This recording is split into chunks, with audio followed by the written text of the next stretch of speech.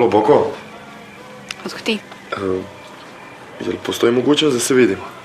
Možemo da se vidimo. Dobro. Dogovor. Ćao.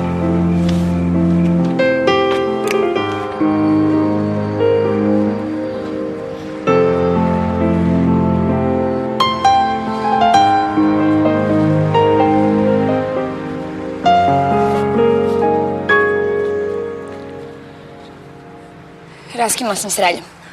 Znam, čuo sam. Nije to bitno sad, hoću ti kažem nešto. Shvatila sam da je to bilo potpuno glupost. Uopšte ne znam ni što sam uopšte ne bila s njim. Hej, alo, hoću ti kažem nešto, sačekaj.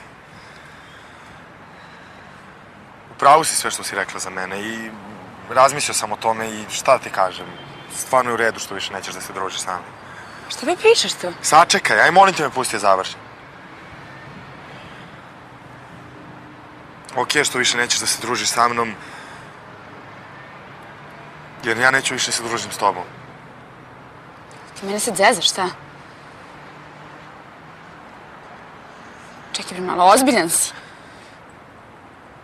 Da. Kako bre možeš to da kažeš? Kako bre smiješ to da kažeš? Palo bre, debilu, jedan nismo najbolji drugovi, ceo život, kako da smiješ da mi kažeš?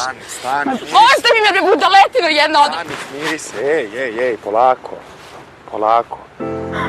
Neću više se družim s tobom, ne mogu ti budem više drug.